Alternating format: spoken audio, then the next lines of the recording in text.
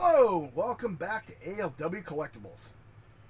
Today we're taking a look at a figure from a line I know very little about. I'll be the first to admit that, this being Transformers Animated. We are taking a look at Transformers Age of the Primes Deluxe Class from 2025. The toy is called Fugitive Waspinator, but we are going to call him, like he was in the show apparently, Wasp. Or Wasp. Take your pick. Not the greatest Waspinator, but I try. Alrighty, so what you see with this little set is what you get. You get Wasp himself, Waspinator Fugitive, and you get two, they call them Stingers and Rocket Boosters. They're identical, they're purple and silver.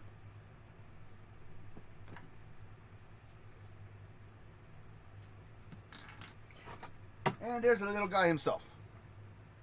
He was released as part of the first wave of the Power of Primes toy line, for the deluxe classes. He is a retool and a recolor of Legacy United animated Bumblebee with a new head sculpt. Excuse me. Oh, sorry, folks. Got a little dry in here. In his alt mode, which I just recently found out what it's supposed to be, a green and black police car hatchback. Okay. Again, never watched the show really. Saw bits and pieces, a couple episodes, didn't really get into the whole thing. So, let's take a look at this little guy. We got the little red bump on the top, which I'm guessing is supposed to be like a siren. And I think the green and black with this guy just looks really sharp. You got the Decepticon logo right on the top, which is interesting because in the show, he's an Autobot who becomes a fugitive and then becomes a Decepticon, from what I understand. I kind of watched a couple clips on YouTube about him, just so I could get a shot of his personality. And I thought Breakdown was paranoid. Alright, back to what we're doing here. So he does have a couple 5mm pegs on him. 2 in the back and 1 on each side. And in this car mode, which I think is really cool, the only thing I'm not thrilled with is this light green sticking out in the back, because it leads to a little open block underneath. If they had filled that in a little bit, I think it would look even better. Oh, I forgot there's ports right on the top. I said 2. There's 2 on each side. I'm sorry. 2 on each side. I said 1 on each side. Just realized that. Silver headlights. So, rather interesting. And his transformation is not that hard. It was kind of funny to get used to. Mine, I don't know if it's just my model or what, because I've seen people transform him, and they did it real easy. One of my parts is like so stiff, I felt like I was going to break him. But we're going to look at that in a second. So the first thing we're going to do is going to pop the back. Unclip the wheels and just pop the hatch. And this can be folded up later. Next, I'm going to move his arm out of the way. And then I'm going to rotate this out of my way too. Like that. And I'm just going to bring these out so all of that's out of my way now. This was the part right here. This hinge was so tight on mine, I really felt he was going to snap. Because it pegs in right under here. And the peg was so tight. You can see the tiny little peg right here. And it clips underneath this piece here. I seriously thought it was going to break. You can hear it clip. And just to show you the amount of force I have to use to change it. Rotate this. Now, separate the legs. This was the part I messed up earlier. I want to make sure I get it right. Open the top half. Flip out the legs. Now, he does have a heel spur. And it kind of, especially... Okay. I should have seen that coming. The other issue mine has is this groove keeps popping. I don't know if it's just my mold or not. That has popped off so many times on mine, I don't know what to do with it. So, right here, there's a little black piece. That's his heel spur. That little tiny piece of plastic. That comes down. That rotates. You flip that up and bring that over. Same thing on this side. I'm going to bring it in real close. You can see this piece of black, and then the one underneath is the one you want. That's his heel spur. We're going to lift this up, bring down the toe, rotate the whole side panel, flip up his kneecap, and close.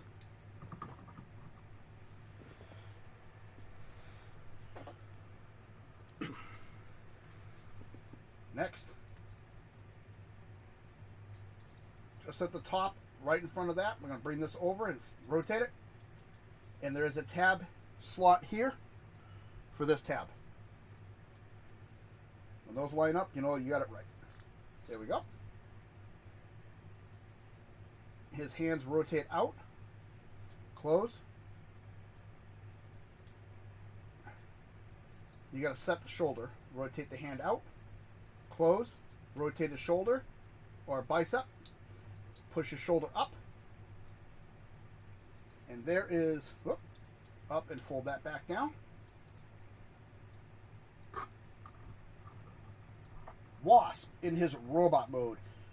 And I've got to say, if they were to use this as a precursor to Waspinator, even in the original Beast Wars, I would be fine with it. I think it looks fantastic. I really like the way this guy looks. Being a recolor of the Bumblebee and having a new head sculpt on it just really puts it over the top.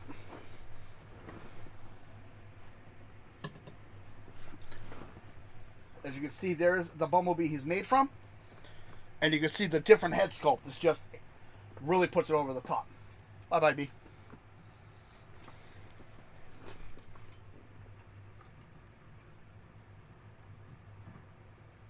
This guy looks incredible. You got the light green with the dark green, the purple eyes, the purple clear plastic. He's got that Waspinator face. Decepticon logo right in the middle of his chest. I like the little bit of green right underneath the window which separates that.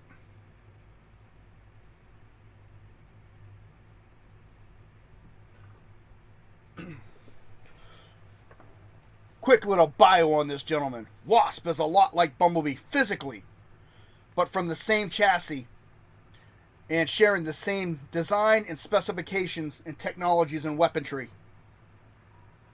He is a bitter Transformer. After the events at the Cybertronian Autobot Academy, he has been labeled a traitor. Years after capture, he escaped Autobot custody and went into hiding as a fugitive, now on the run from the Autobots and swearing revenge against Bumblebee, not knowing the entire time it was not Bumblebee's fault. So I stopped the bio there because there's more information, but it leads to a different toy. I don't want to mix things up. So let's do articulation. Head will turn side to side and does go up and down. And a little bit different, but yeah, he can do full exorcist. You just got to tilt his head up. So his shoulder is hindered, so he cannot go all the way around the shoulder. But you can do a double joint on the shoulder. Bicep rotation. Wrist can go in and out. Waist. Put your arm out of the way. Big boot. Back kick. And that will turn up to a point. And he does incredible splits. And he's got a very good knee bend. Ankle articulation. And a side note, you really don't need the heel spur with this toy, because his balance, even without it, is incredible. And he can hold his weapons. The official, I looked up something and it said on the official website you can flip that around and you can peg them in there, but I don't see a peg port on these to do that. So I don't know what the website was talking about when I looked him up. He can hold them as his Stinger blasters. Or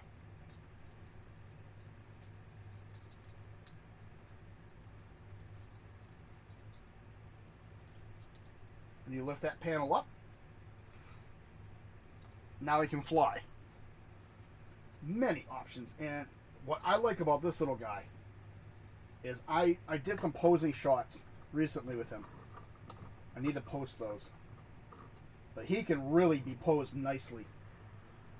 He looks like he's getting ready to take off.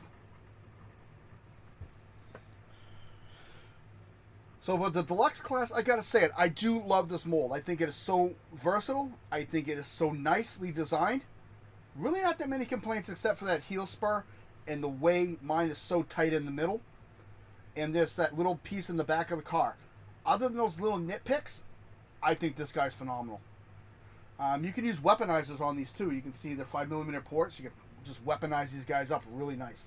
Having said that, this has been AOW Collectibles. If you like what you see, please hit the like button. Subscribe if you wish. Comments are always welcome.